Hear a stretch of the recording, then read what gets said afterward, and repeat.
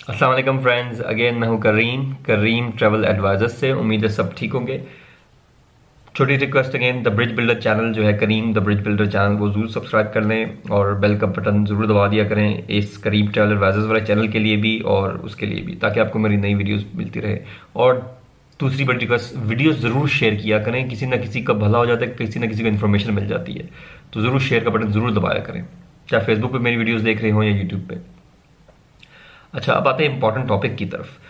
काफ़ी सारे भाई मुझे कॉल करके कहते हैं, करीम भाई मैं 10 साल से दुबई में हूँ, 10 साल से सऊदीया में हूँ, कहीं ना कहीं 5-7 साल गुजारे हो गए, 15 साल में यहाँ हो गए हैं और हमारा पासपोर्ट फुल है। एक भी नहीं, हमारे 5-5 पासपोर्ट हैं। यानी जारी बात है, अब जब आप 10 साल कहीं रहते हैं, 15 साल, तो आप पाकिस्तान भी आते हैं या इंडिया के हैं तो इंडिया जाते हैं, उसमें तो आपके इन आउट की स्टैम्प लगती रहती हैं, तो पासपोर्ट तो फुल हो ही जाता है डेफिनेटली। या पासपोर्ट एक्सपायर हो जाते, 2-4 पासपोर्ट बन जाते हैं आपके, तो आप कहते हैं मेरे पास 2-3 पासपोर्ट है।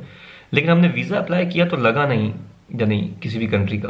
तो ये क्या वजह हुई? हमारे तो पासपोर्ट भी है, मतलब इतने ज़्यादा, और ट्रैवल हिस्ट्री भी है।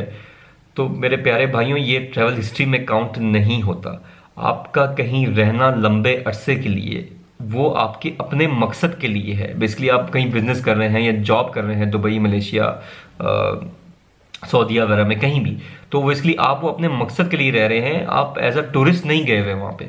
तो इसलिए जब आप टूरिस्ट वीज़ा अप्लाई करते हैं तो वो नहीं लगते, क्योंकि उसकी वजह यही होती है।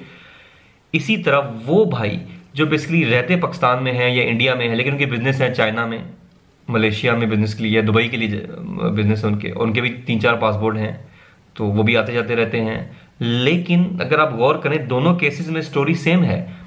वो दुबई में है या मलेशिया में है और पाकिस्तान अपनी कंट्री आते जाते हैं, यानी एक डेस्टिनेशन है उनका और वहीं से और दूसरा डेस्टिनेशन, ये एक पॉइंट से शुरू होते हैं, दूसरे पॉइंट पे जाते हैं, फिर यानी इसी दोनों पॉइंट्स के घूमते रहते हैं वो। यानी अगर पाकिस्तानी है तो पाकिस्तान से दुबई, दुबई से पाकिस्तान, पाकिस्तान से मलेशिया, मलेशिया से पाकिस्तान। और अगर इंडियन है वो भी इंडिया से मलेशिया या इंडिया से दुबई और फिर दुबई से इंडिया। तो उनके ये कोई रूट चेंज नहीं होते। और इसमें आप चाहे 100 बार भी ट्रैवल कर लें और 50 पासपोर्ट भी बनवा लें, तो ये आपकी ट्रैवल हिस्ट्री कभी काउंट नहीं होगी, ना किसी मायने में आएगी। उसकी वजह यही है कि ये आप एज अ टूरिस्ट नहीं गए हुए, आप एज अ ट्रैवलर हैं या बेसिकली एज अ बिजनेस कर रहे हैं। दोनों दोनों दोनों तरीकों में, चाहे अपने पाकिस्तान इंडिया में रह के बिजनेस कर रहे हैं, कहीं बाहर जा रहे हैं बिजनेस के पर्पज पे, या कहीं और रह रहे हैं और फिर पाकिस्तान वापस आ रहे हैं। तो इस तरह अगर आपके पासपोर्ट फुल भी हो रहे हैं तो उससे कोई फर्क नहीं पड़ता। आपकी टूरिस्ट हिस्ट्री जो है, basically tourist point of view से आपकी जो ट्रैवल हिस्ट्री है वो जीरो है, तो इसीलिए आपके वीज़े नहीं लगते। तो आप अगर चाहते हैं कि आपकी टूरिस्ट ट्रैवल हिस्ट्री काउंट हो एज अ टूरिस्ट, तो फिर आपको कहीं ट्रैवल करना है और वहाँ पे जाके 2-4 दिन रह के वापस आ जाना है। वहाँ पे भी आपने लंबा अरसा नहीं रहना। अगर आप मलेशिया जाते हैं, थाईलैंड जाते हैं, सिंगापुर जाते हैं, कहीं भी जा रहे हैं आप सिर्फ घूमने फिरने के लिए as a tourist point of view से, तो आप वहाँ पे 2 दिन 4 दिन रुकें और फिर अपना नेक्स्ट स्टॉप पकड़ें और फिर वापस आ जाएं।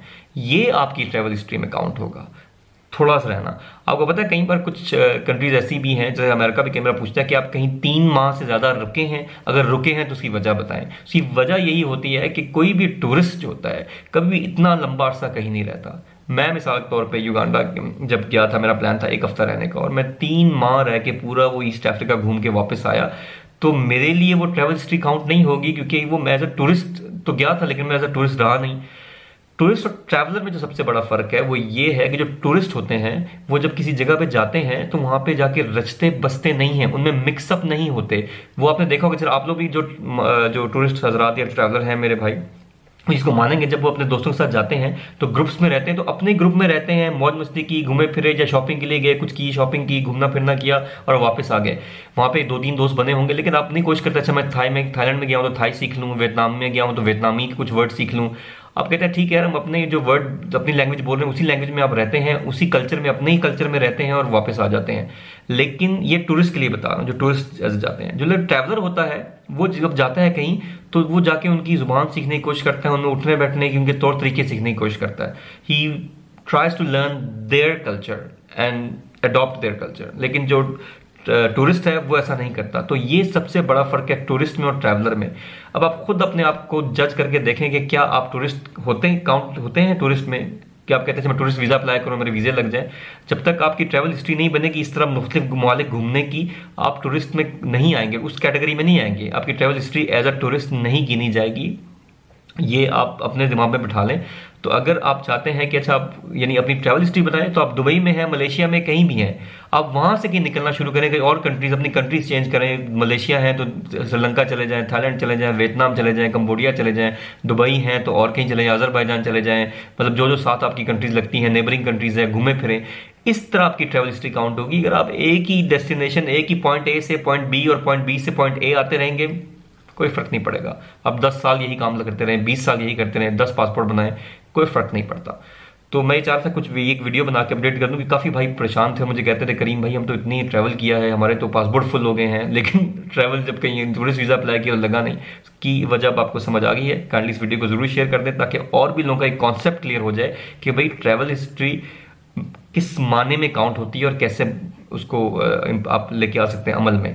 वरना ये जो है, ये आप अपने अपने बिजनेस के लिए, अपनी जॉब के लिए जो ट्रैवल कर रहे हैं, वो ट्रैवल हिस्ट्री में काउंट नहीं होता। इसीलिए कई बार लोग देखते हैं जो बिजनेस के लिए, जो हमारे पाकिस्तानी भाई जो बिजनेस कर रहे हैं, वो चाइना जाते हैं कि हमारा मल्टीपल चाइना का वीजा लगा है या किसी और जगह का बिजनेस वीजा लगा हुआ है, और जब वो एज अ टूरिस्ट अप्लाई करते हैं कहीं पर उनके वीजा नहीं लगते, क्योंकि वो उनकी ये देख रहे होते हैं कि बिजनेस पॉइंट ऑफ व्यू से कहीं जा रहा है, तो यहाँ भी क्या बिजनेस पॉइंट ऑफ व्यू से जा रहे हैं। ये कुछ चीजें मिक्स एंड मैच जब नहीं होती तो आपके वीजे रिजेक्ट हो जाते हैं। इसलिए जब भी कोई काम करें उसकी प्लानिंग करके उसके प्रॉपर एक तरीके से चलें। अगर आपने कहीं टूरिस्ट जाना है, टूरिस्ट वीजा अप्लाई करना है, तो टूरिस्ट के तरीके से चलते रहें, अपनी हिस्ट्री बनाएं। अगर आप कहीं जाके बिजनेस के वीजे अप्लाई करना चाहते हैं, तो एज अ बिजनेस वीजा पहले भी चलते रहें और बिजनेस के वीजे ही अप्लाई करते रहें और बिजनेस में ट्रैवल करते रहें। अगर आप फैमिली के वीजे के लिए कहीं अप्लाई करना चाहते हैं, यूएस का, बड़ी कंट्री का, तो आप कहते हैं अच्छा यार मेरे फैमिली वीजा क्यों नहीं लगा, तो पहले भी अपनी फैमिली को कहीं लेके जाते रहें। खुद अकेले घूम के दोबारा फैमिली को बड़ी वीजे लगवा लें तो वो कभी भी नहीं होगा। आप पहले भी अपनी फैमिली को दुबई ले जाएं, फैमिली को मलेशिया ले जाएं, फिर आप फैमिली को यूएस भी लेके जाएंगे तो कहेंगे यार फैमिली के साथ तो घूमता रहता है बंदा। तो ये चीजें बहुत मैटर करती हैं, प्लानिंग और प्रॉपर तरीके से स्ट्रैटेजी के साथ, तब जाके सारे काम होते हैं। बट अगेन काम तो तभी होता है जब आपकी किस्मत में सफर लिखा हो, वरना तो काम फिर भी नहीं होते। खैर एनीवेज, हम तो कोशिश ही कर सकते हैं और आपको बता ही सकते हैं कि क्या क्या बेहतर तरीके हैं आपके लिए, किस तरह आपको एडवाइस दिया जाए। Thank you so much, love you all, stay blessed. दुआ में प्लीज़ हमें याद रखा करें, और मिलते हैं नेक्स्ट वीडियो में।